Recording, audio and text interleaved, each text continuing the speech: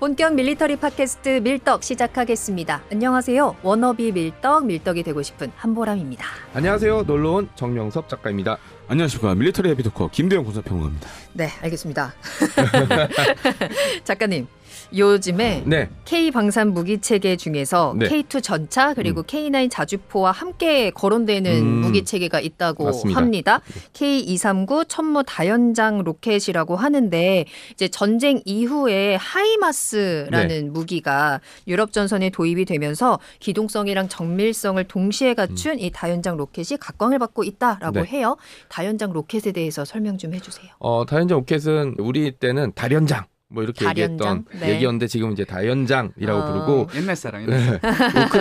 러시아가 우크라이나 침공해서 우크라이나가 막 밀리고 있던 시점이 이제 작년 한 5월쯤 이제 하르키우 지역을 이제 러시아가 막 공격했을 때 이때 미국이 하이마스의 장거리 지대지 로켓의 사용 허가를 내줘요.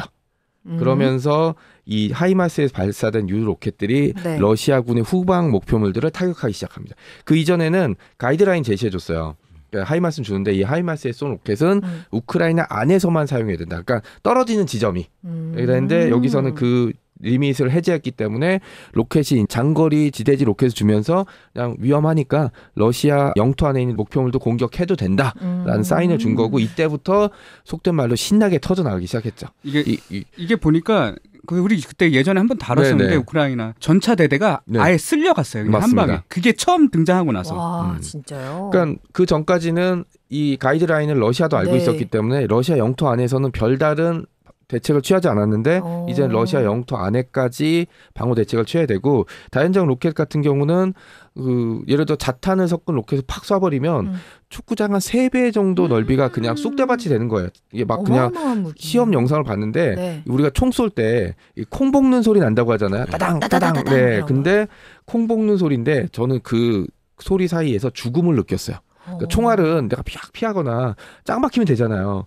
이건 그게 안 돼. 위에서 떨어지는 거니까 뭐 내가 장갑차 안에 있어도 위험하고 그런 것들에 대한 그리고 러시아군이 공세를 취하려면 어느 군대건 사령부, 보급기지 그다음에 중간 거점 이런 걸 다 만들어놔야 되는데 이게 하이마스에서 발사되는 로켓 사정거리 안에 있으면 다 뒤로 빼야 돼요.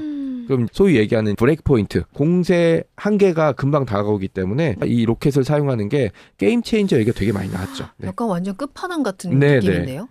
이게 만약에 한 러시아 우크라이나 전쟁 때 300대만 있었으면 끝났을 거예요 아마. 그렇죠. 그게 지금보다는 훨씬 어렵지 않은 전쟁을 하고 있을 거예요 우크라이나가. 그렇구나. 이제 이 미국의 다연장 로켓인 하이마스를 로키드 마틴이 지금 생산을 하고 있는 거죠. 근데 이제 로키드 마틴이 2024년 말까지 이 생산량을 2배로 늘리겠다라고 이야기를 했었는데 납기일이 계속해서 좀 문제가 되고 있다고. 그러다 보니까 에스토니아도 하이마스 2차 도입을 좀 재검토하겠다라는 소식이 들리더라고요. 근데 그렇다 보니까 유럽에서 이 하이마스의 대체제로 천무가 또 주목을 받고 있다. 우리나라는 납기 절대 안 넘기죠. 그렇죠. 네, 목숨 걸고 납기를 지키니까. 그러니까요. 이게 에스토니아를 보니까 2020년인가 도입을 승인했어요. 도입을 승인했고 도입 대수가 많지도 않았어요. 20문도 안 되는데 2024니까 도입하겠다라고 했는데 1년 밀렸어요. 지금 2025년이잖아요. 그쵸? 제가 자료 찾아봤는데 아직 기미가 안 보여요. 아직도? 네, 수요가 갑자기 늘어난 데다가 미군도 이거 사용하고 있거든요. 미군은 육군, 해병대 다 쓰고 있어요. 그러니까 일단은 로키드 마틴 생산하는 건 미군이 먼저 가져가고 남는 걸 수출해야 되는 건데 지금 유럽 국가에서 못 받고 있는 나라들이 있는데 옛날 같았으면 그래 좀 천천히 줘. 미국제 좋아. 아메리칸 짱. 뭐 이랬는데 지금 발등에 불 떨어졌잖아요. 그쵸. 우크라이나 다음이 어떤 형태로 정리될지 모르겠지만 우크라이나 종전되면 러시아가 여기서 멈추지 않고 그 다음이 이제 폴란드. 폴란드보다 더 위험한 나라가 발트삼국이에요. 이 발트삼국도 그래서 막 증강하고 있는데 뭐 몇 대 되지도 않는 하이마스가 지금 4년 5년째 지금 계속 안 오고 있으니까 그러니까요. 국방부 장관이 제가 그 인터뷰 기사를 이렇게 맥락을 봤더니 살짝 빡친 것 같아요. 당연히 열받죠. 2024년인가에는 그냥 좀 1년 밀렸어요라고 약간 그러는데 2025년쯤에 들어선 발언이 야 빨리 안 주면 우리 딴 거 사나? 약간 이런 이미 얘기들이 돈은 낸 거 아니에요? 그 계약이 됐으니까 뭐 다 주진 않았겠지만 일단 그런 걸 떠나서 발트삼국은 진짜 발등에 불 떨어졌어요. 다음은 무조건 여기예요. 그리고 발트삼국은 인구도 많지 않아. 많은 국가여봤자 200만 정도 선이거든요. 네. 그러니까 빨리 전력 증강을 해야 되고 막 도입해야 되는 판국인데 미국이 계속 안 주면 문제가 좀 생기는데 네. 말씀드렸죠. 우리는 뭐 좋은 방식은 아니지만 우리가 고객이 필요하시다면 우리가 쓰던 거 우리가 쓰고 이제 우리가 바꿔야 될 건 이제 먼저 드리고 이런 케이스가 많이 있죠. 네, 그런 것 때문에 에스토니아에서도 네. 여러 로켓을 뭐 터키제 그다음에 이스라엘제 뭐 하지만 2025년 들어와서는 콕 집어서 천무, 아 그래요? 천무 살 거예요. 약간 요런 뉘앙스가 강력하게 비춰지고 있습니다. 네. 살짝 창피하네요. 아 진짜. 설마 했는데 거기서 그걸 할 줄이야. 저는 그냥 웬만하면 그냥 웃고 넘어가겠는데. 아유 정말. 근데 정말로 천무가 대체될 가능성이 높아요? 아 그게 네. 잘 보시면 네. 하이마스는 이 로켓 포드가 하나 들어가요. 6개. 네. 6개짜리 한 묶음짜리 포드 하나가 들어가요. 네. 천무는 12개. 곱하기 2. 네, 2배죠 화력이. 음. 그리고 참고로 말씀드리면 제가 군에 있을 때 주특기가 네. 다연장 로켓포였습니다. 구룡 다루셨겠네요. 네. 구룡2 오. 이제 했는데 그럼 사실 위원님이 이제 그냥 다 끝판왕으로 끝낼 수 있었네. 쏴보기도 했어요. 근데 멋있다, 네. 사실은 우리 민족이 이제 배달의 민족이라고 하잖아요. 네네. 근데 저는 항상 화력의 민족이다. 화력의 민족. 왜냐면은 그 전 세계 네. 군사 전문가들도 인정해요. 다연장 로켓포의 원조는 대한민국이다, 한국이다. 화차. 네. 차. 그래요. 신기전. 네. 이런 것 때문에 네. 우리가 사실은 다연장 로켓포의 원조거든요. 그럼 어떻게 보면 이제 이 천무도 거기에 연장 선상이거든요. 그렇구나. 천무도 제가 뭐 지상군 페스티벌에서 가서 타보고 했었는데 일단 강점 에어컨이 달려 있어요. 구룡엔 이거 없구나. 흔치 않아요, 진짜. 아 그런 거예요? K1 전차도 지금 에어컨이 없고 에이? K200 장갑차도 에어컨이 없어요. 아니 그렇게 열악한 환경에서 네, 전쟁. 그래서 물어봤어요 제가 네. 천무 저기 그 승무원한테 네. 여름이 어떠냐고. 시원합니다. Very good. 시원하게 우리나라 살아야지. 세심해 네, 섬세하게. 그런 것도 있고 그 다음에 이 경제에 관심이 있으신 분들은 많이 아실 거예요. ESG 기업들의 ESG 문제가 굉장히 컸었어요. 그래서 어떤 문제가 있었냐면 천무가 잘 보시면 이 자탄이 들어가는 로켓탄이 많아요. 네. 그래서 옛날에 하나가 잘 보시면 태양광 사업을 많이 하거든요. 맞아, 네. 맞아요. 유럽에 그거를 이제 막 팔 때 네. 공격 많이 받았어요. 무기 만드는 회사가. 그게 왜냐면 너네 자탄 만들잖아. 음. 비인도적인 회사네. 그래서 ESG에 걸렸었어요. 그래서 하나가 매각을 했죠. 그래서 지금 코리아 디펜스 인더스트리 KDI라고 이제 거기다가 매각을 해버렸는데, 근데 이제 2022년에 우크라이나전이 발발하고 나서 상황이 바뀌었죠. 지금은 발트 삼국하고 폴란드는 그 협정이 있었어요. 오슬로 협정인가 맞아요. 해가지고 네. 그 자탄 사용을 안 금지. 하겠다. 탈퇴하겠다 지금. 발전 불 떨어졌는데. 때문에 네. 탈퇴하겠다. 그다음에 지금 지뢰도 마찬가지예요. 지뢰도 나오려고 그래요 다. 왜냐하면 지금 이제 아까 말씀해주셨다시피 다음 러시아의 침공 당할 나라가 발성구하고 네. 폴란드인데 실제로 폴란드는 국경 지역에다가 요새지대를 만들고 있어요. 그 요새화 할 수 있는 네. 것들도 해놓고 이제 지뢰도 깔고 막 이럴 거예요. 네.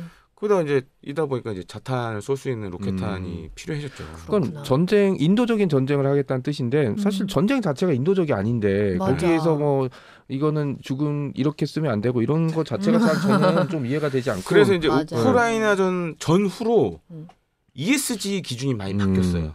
그럼 우크라이나전 후에, 그러니까 유럽의 방산업체들이 힘들었던 게 그거였어요. ESG의 공격을 맨날 받으니까 시민단체들도 막 뭐라 그러고 투자도 할 수 없고 네. 막 이러니까.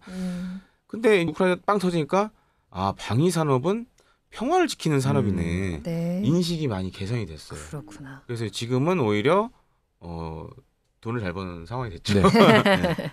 좋아요. 그리고 최근에 한화 에어로스페이스가 폴란드의 최대 민간 방산 기업인 WB 그룹과 네. 합작법인을 설립을 했다는 뉴스가 네. 전해졌는데 이건 어떤 내용일까요? 하나 에어로스페이스가 51%, 그리고 네. WB 그룹이 49%의 지분을 보유해서 CGR-080 로켓을 생산한다 그래서 이거 새로운 로켓이라고 봤더니 CGR-080. 천무 가이드 로켓 이렇게 돼 있더라고요. 천무 가이드 로켓. 네, 그게 약자예요. CGR이구나. 네, 080 유도 로켓. 그러니까 네. 현지에서 유도 로켓 생산하겠다라는 그런 거. 그리고 이걸 통해서 이 CGR-80 외에도 네. 다른 천무에 들어갈 다양한 로켓들이 있고 다른장의 장점이 뭐냐면 요 국영 안에만 들어가면 뭐든 쏠 수 있어요. 네, 뭐든 쏠 수 있어요. 뭐 총알이나 이런 거는 구경 문제뿐만 아니라 길이 이런 것도 있는데 이런 거는 그냥 길이가 되게 길고 구경만 맞으면 아무 로켓이나 꽂아서 쏠 수 있거든요. 그래서 여러 가지 현지에 맞는 다양한 것들을 개발하고 그다음에 테스트하고 이제 사용할 수 있는 그런 것들이죠. 네. 이거 나토 기준에는 그럼 부합하는 건가요? 그러니까 지금 이제 나토 기준이라는 건 따로 없고 중요한 건 그거예요. 하이마스 MLRS하고 탄이 호환이 되는 거예요. 네네. 지금 그게 호환이 안 돼요. 로키드 마틴이 풀어주면 가능한데 네네. 그걸 왜냐면 자기들도 먹고 살아야 먹고 되니까 살아야지. 네. 안 풀어주지 당연히. 저 우리 같아도 안 풀어주죠. 그래서 사실은 천무도 227mm 그 MLR 쓰던 탄약 그대로 쓰려고 협상을 했었어요. 근데 안 됐죠 잘. 우리나라에 보면 MLRS용 227mm 그 자탄 들어있는 그 미군이 비축해놓은 탄들이 많아요. 그래서 심지어 이제 미국이 그거 가져와라, 내가 사가라. 근데 이제 불발률 문제 그때가 있었거든요. 그쵸. 그래가지고 이제 그것 때문에 우리는 잠깐 보류를 했는데 또 한 가지 우리 이 천무에 들어가는 로켓탄들이 강점이 뭐냐면 특히 자탄 불발률이 거의 몇 %밖에 안 돼요. 네, 엄청 그 불발률이 적어요.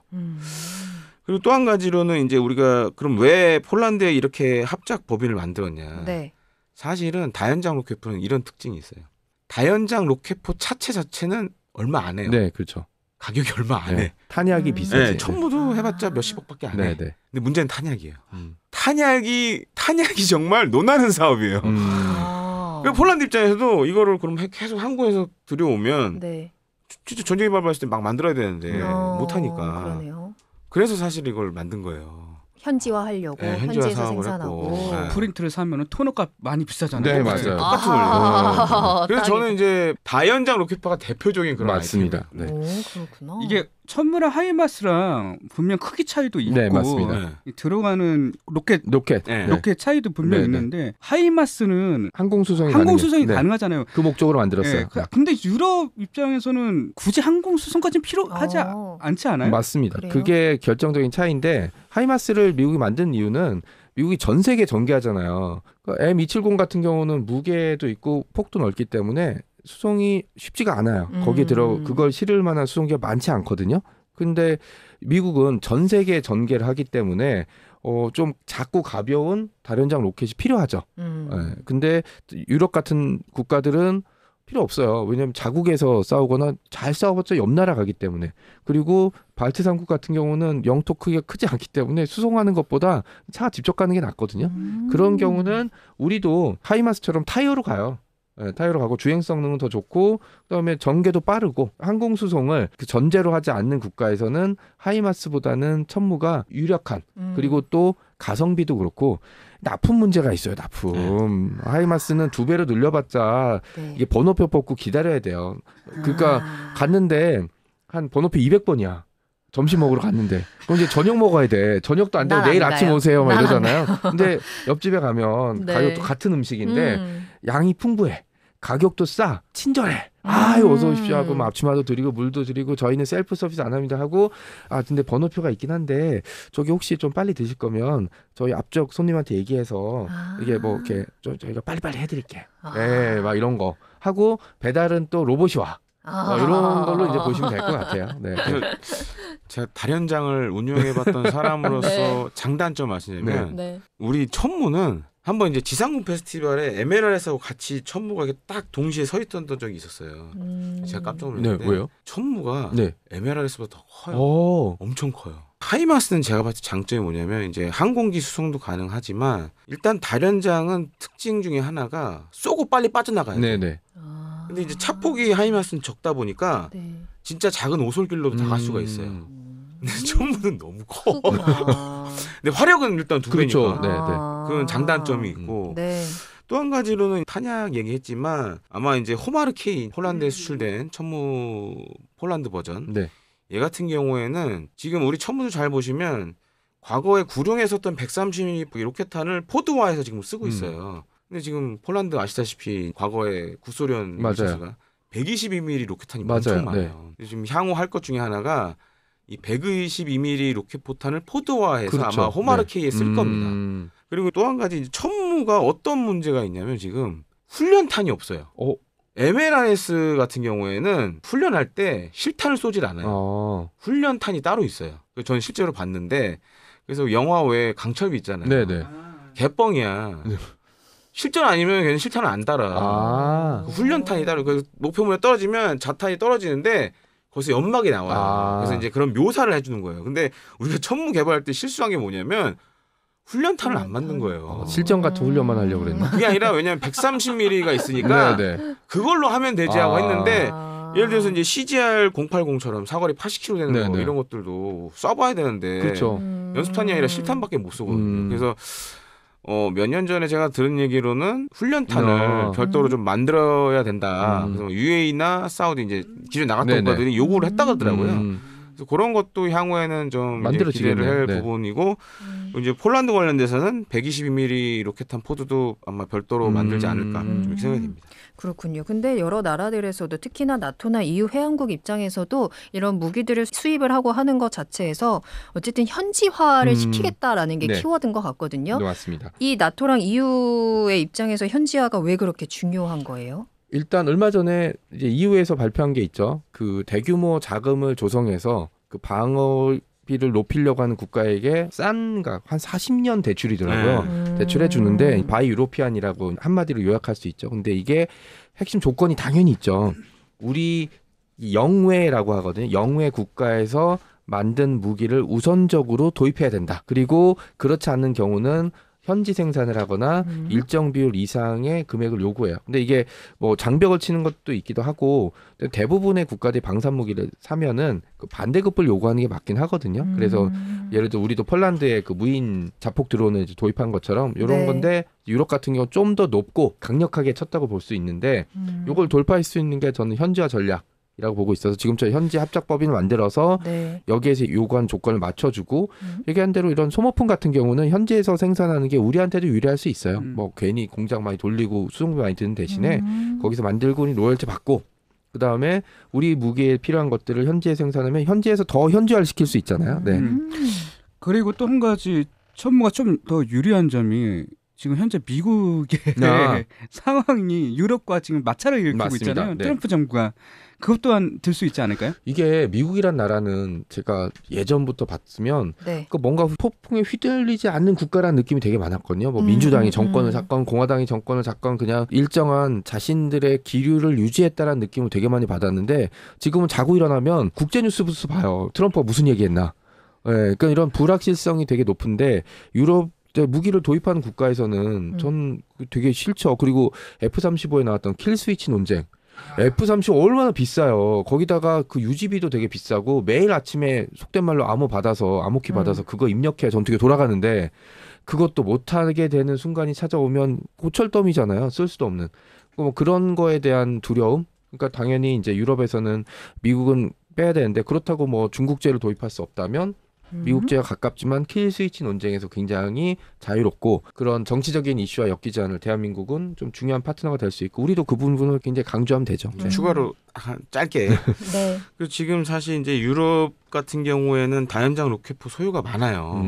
그래서 지금 약간 3파전으로 가고 있는데 미국의 하이마스는 지금 뭐 주문에도 언제 나올지 모르고 그거를 이제 틈새 시장을 노리는 게 우리나라하고 이스라엘인데 이스라엘이 만든 뭐 PULS라고 우리 천무랑 비슷한 게 하나 있어요. 근데 약간 제가 봤을 때 천무보다 좀 구린데 덴마크가 샀다가 지금 된통 혼났거든요. 어떤 문제가 있냐면 얘네들이 이스라엘제 다연장 로켓포가 상용 GPS를 달았던 거예요. 네?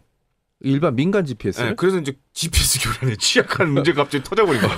그러니까 나 해킹해야지. 그럼 해킹 대한 어이없어. 그래가지고 그게 문제가 불거졌고 발트 3국 얘기도 해주셨지만 지금 노르웨이도 굉장히 천무 도입에 관심이 많아요. 그래서 이제 방사청장이 이례적으로 올해 초에 한번 노르웨이도 가능성이 있다라고 이제 언급을 했고, 근데 그 정도 언급한 걸 보면 이게 자칫 노르웨이 입장에서는 불편할 수도 있거든요. 근데 어느 정도 관심이 있다라는 거죠. 이 코멘트를 안 한 걸 봤을 때는. 그래서 향후에 기회가 좀 많을 것 같다. 유럽 내에서 뭐 수량이 많지는 않겠지만. 뭐 10여 대, 20여 대 이렇게 살 나라들은 좀 나올 것 같아요.